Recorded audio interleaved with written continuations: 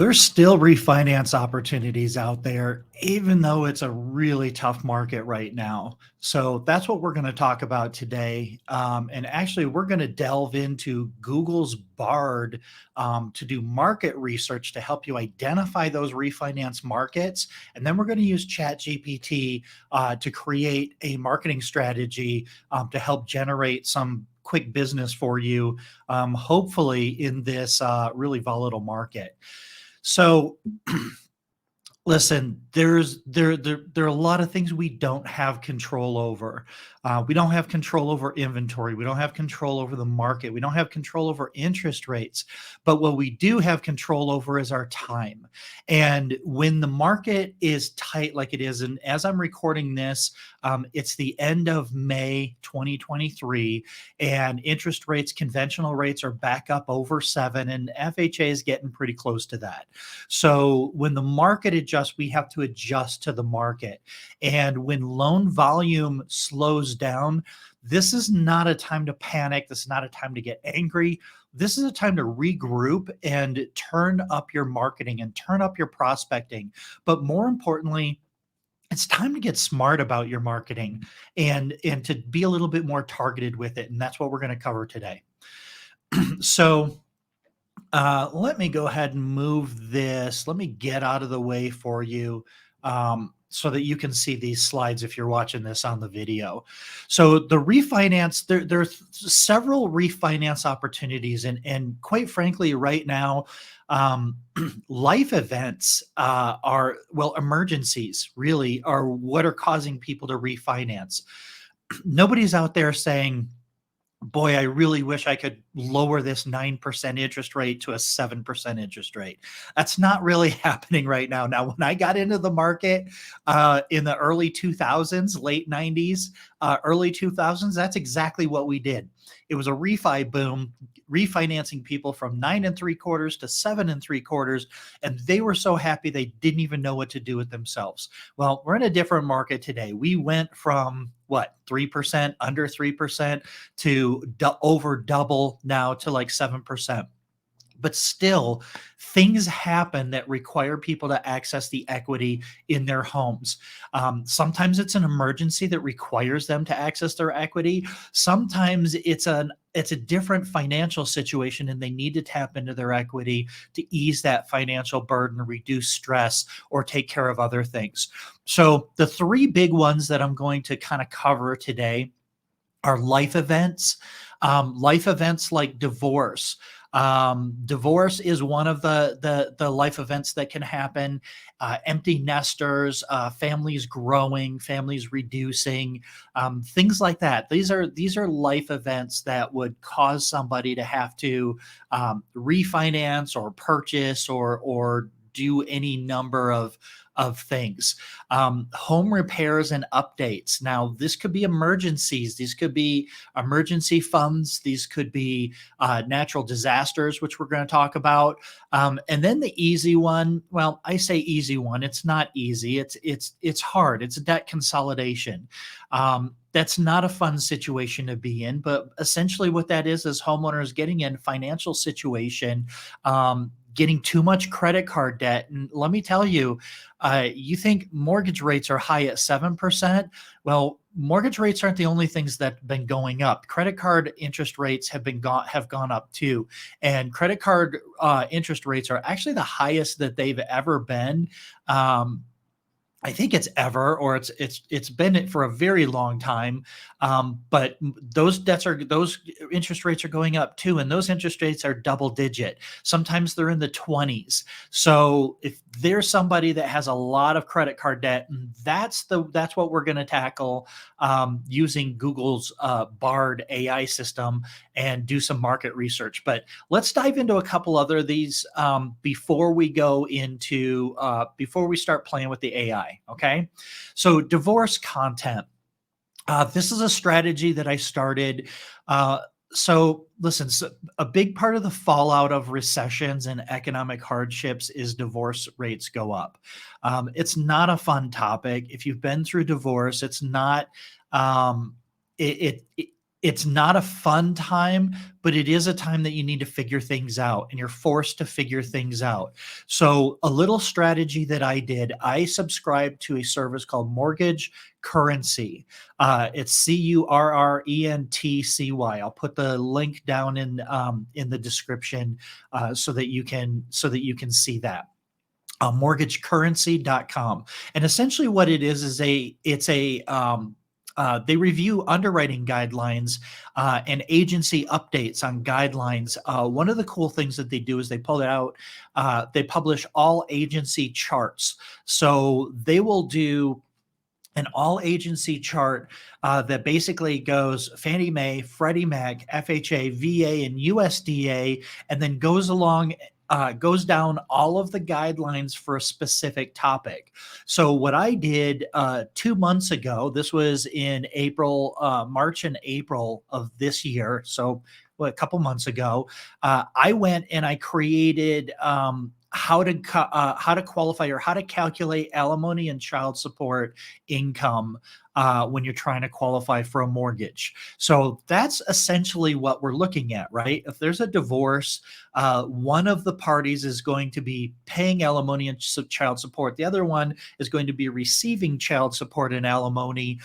And we're mostly looking at trying to help the person that's not getting the home to purchase another home, or to help them refinance a home if they're the ones that receive the home and they're receiving child support and alimony as a payment. So the Fannie Mae guideline one, and these are easy videos to do. So you could find all of these videos on my Consumer Direct YouTube channel, which is Find My Way. It's youtube.com/@ Find My Way Home. Findmywayhome.com is my consumer facing website. Again, I'll put the link in the description so that you can see it. But that's an interesting one, especially if you have experience with helping divorcees, or if you are one yourself going through financing. This is a really good topic to start creating content around during hard economic times when things are challenging. Home repairs. Now, home repairs. So I recently moved to Denver, and I was joking with a friend of mine the other day because last week it was 76 degrees, and pea-sized hail started falling from the sky. It was a beautiful day all day long, and then the storm clouds rolled in, and then the hail just started peppering down.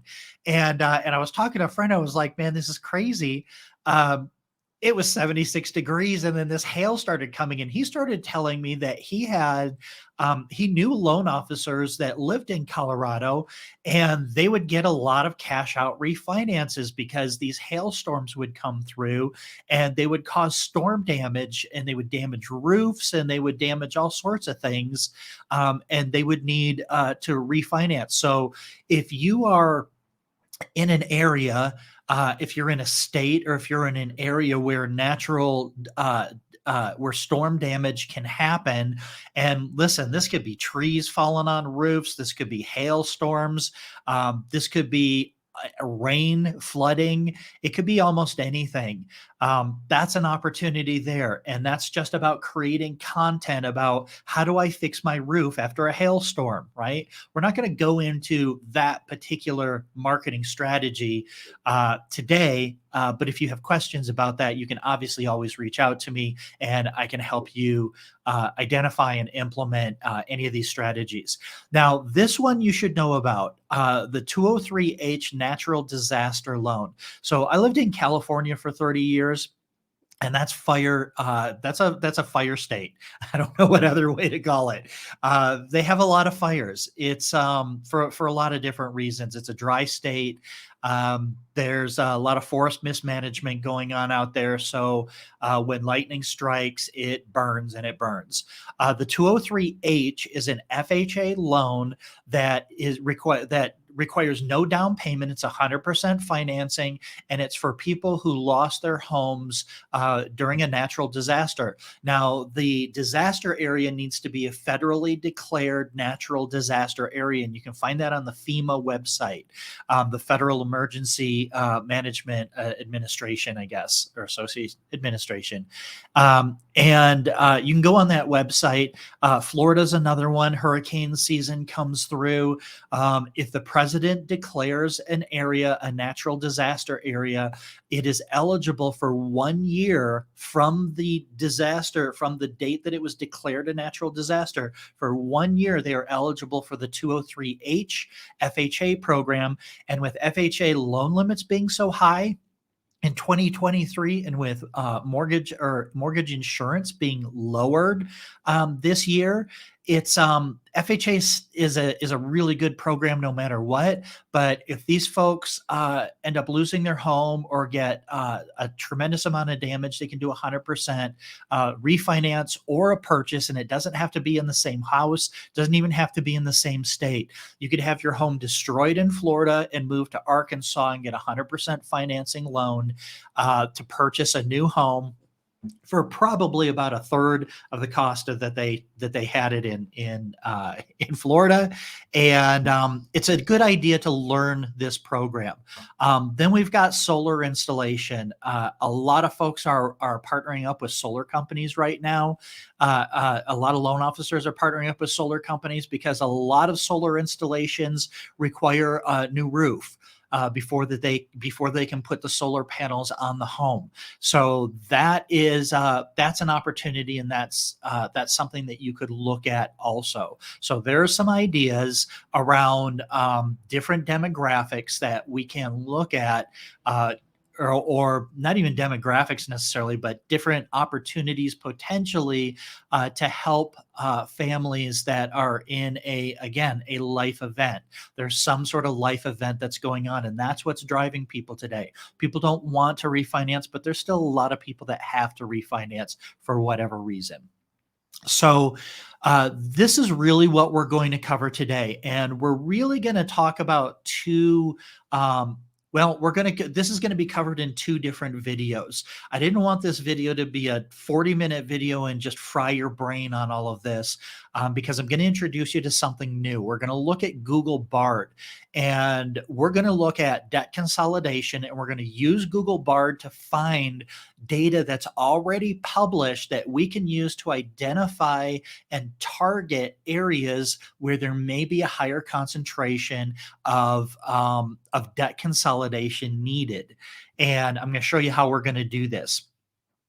Then what we're going to do in this one, this will be the next episode. That's not going to be covered today. We're going to cover this on the next episode. We're going to use ChatGPT to take this targeted, this market research, this geographic targeting, demographic targeting, and then we're going to create content and paid ad campaigns around the information that we're going to discover today. So bard.google.com. Now, Bard, I played with Bard when it first came out. There was a waiting list that you had to be on, and I tried to get on the waiting list and I never got approved. And then they opened Bard up, and I played with Bard, and Bard was garbage. I mean, it was bad. I played with it and I just didn't like it. It wasn't giving good information. But then Google had their big conference like 2 weeks ago, and they did a major upgrade on Bard.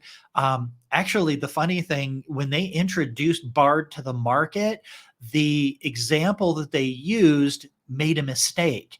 And Google actually lost like $1 billion in market value overnight, because when they introduced Bard, and this was after ChatGPT, when they introduced Bard, it failed. It gave the wrong answer when I think the question was, how do I explain what the Hubble telescope does to my 9th grader, right? Something like that.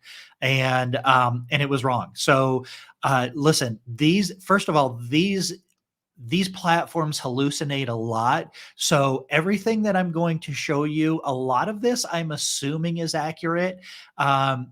But I'm not really asking it to do things that are really crazy. This is data that's easily found on the internet, but Bard is going to help us find that information and help us sort through that information pretty easily. So again, bard.google.com. It's free to everybody. It's open to everybody. There's no more wait lists.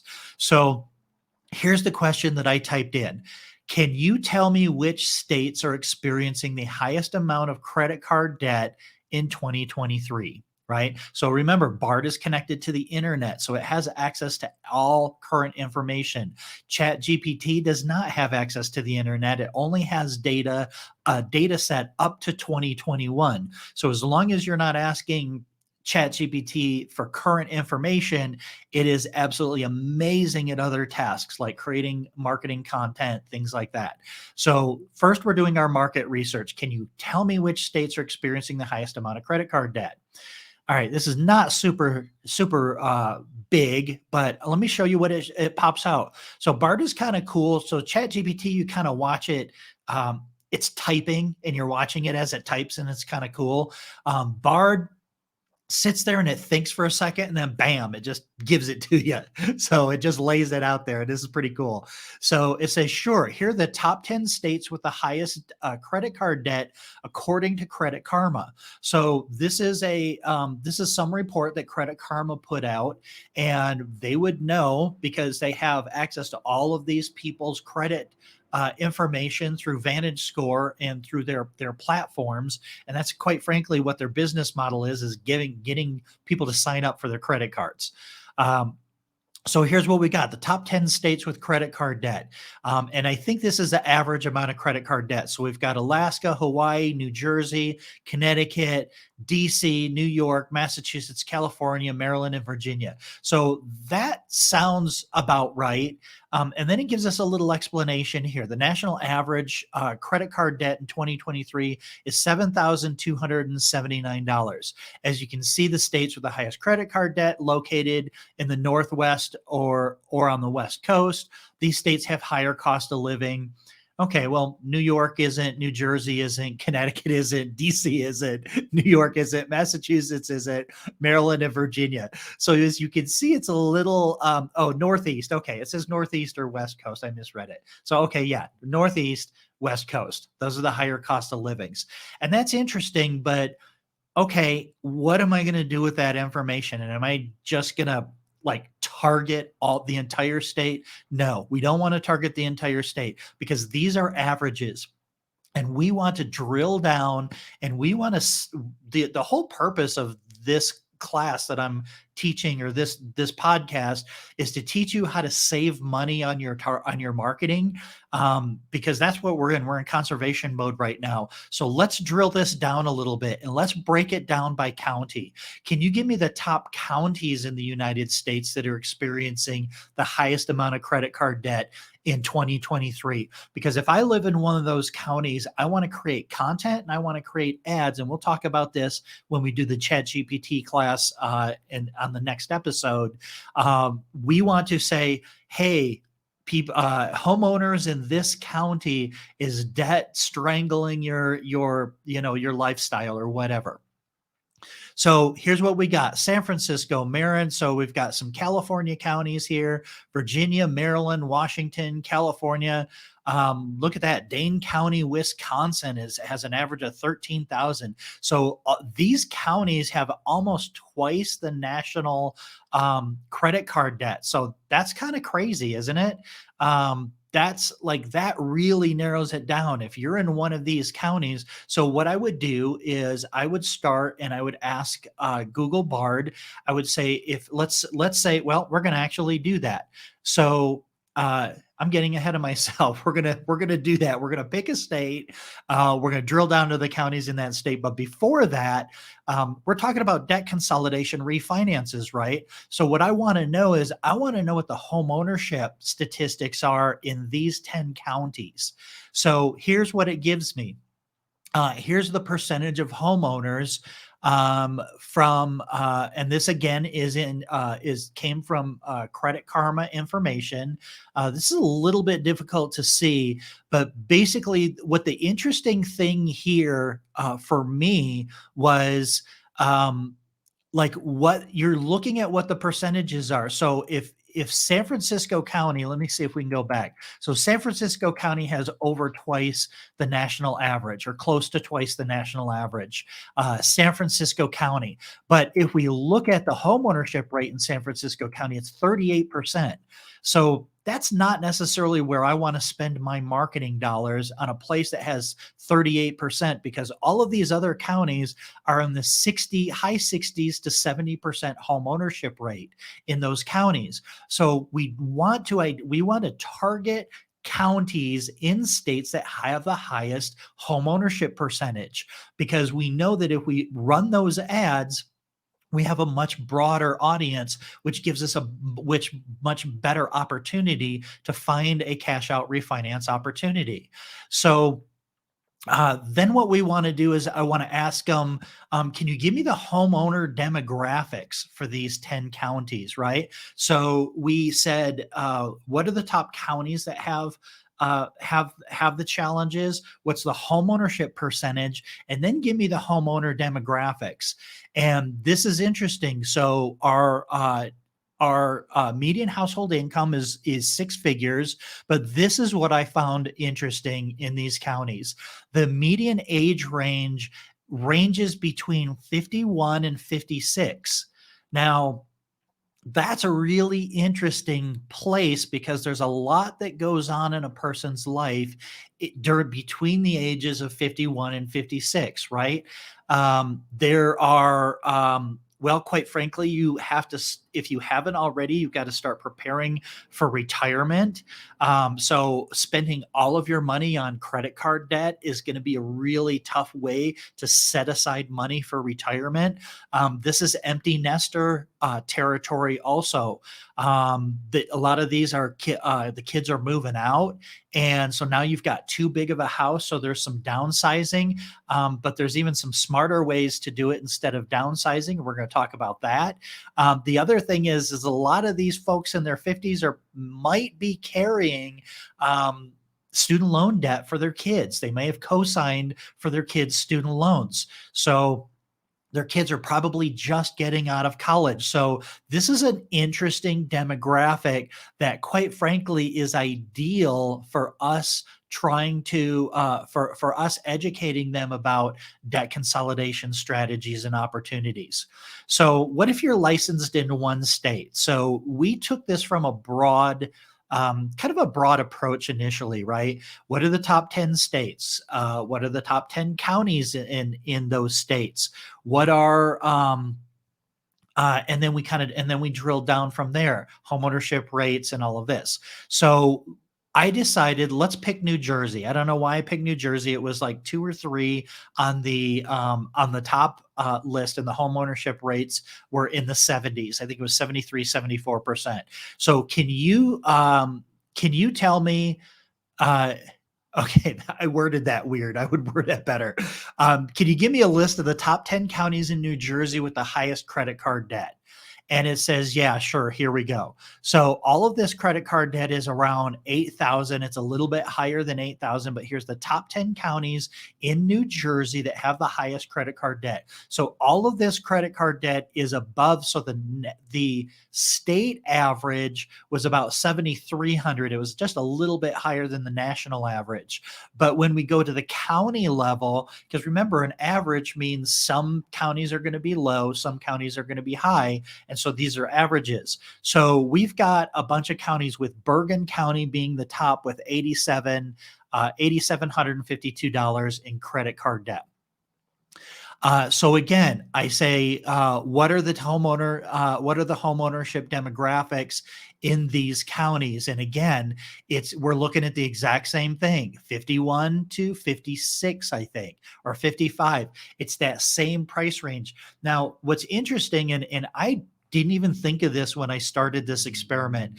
I didn't realize that there is a demographic that is going to have the most credit card debt, and it seems to be pretty consistent, and it's right around those low to mid 50s. And there are a lot of characteristics about for a family in that age range that there's a lot of concerns that they need to think about. So what do we know from doing this experiment? We know which states have the highest debt.